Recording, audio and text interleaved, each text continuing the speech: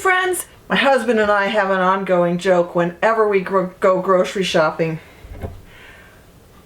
I would rather use homemade taco seasoning, and he's used to buying the packets.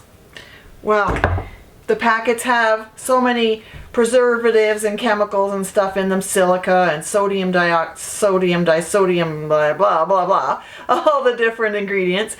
And I have sensitivities to so many things that it's really much safer for me to buy spices that I know are very few ingredients and then make my own blends. So this goes a long way in our house. We have a lot of Tex-Mex meals.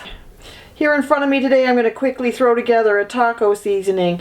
You can use it for burritos or fajitas, just change up the seasoning if you like.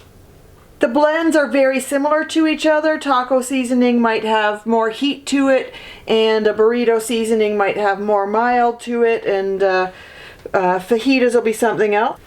But we use them interchangeably. We don't have the discerning taste that true Mexican food would give us. This is just our sort of Tex-Mex seasoning.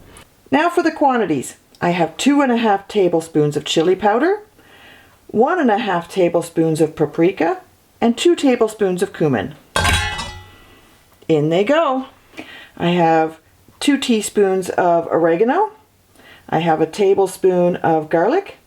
I have 1½ tablespoons of onion flakes or onion powder. I actually mixed them.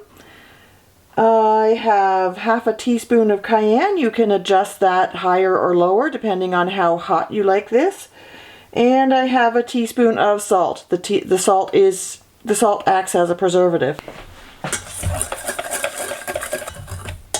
That's all there is to it. Now let's bottle that up.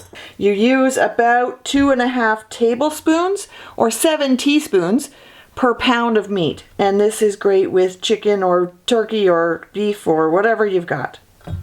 If you don't have a funnel the right size for your spice bottle, you can make a paper one. And I am just going to fill up my spice bottle. Now this recipe, this particular blend, you will use 7 teaspoons per pound of beef or chicken, or your rice, or you can use 2½ tablespoons, which is just about the same.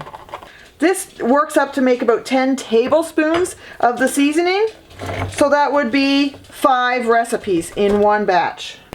That'll keep on your pantry shelf, your spice rack, for about 6 to 12 months. You can label it if you want to. So there we go. I have 10 tablespoons of taco seasoning. Be sure to hit that subscribe button and ring that notification bell so you are notified whenever we put videos out.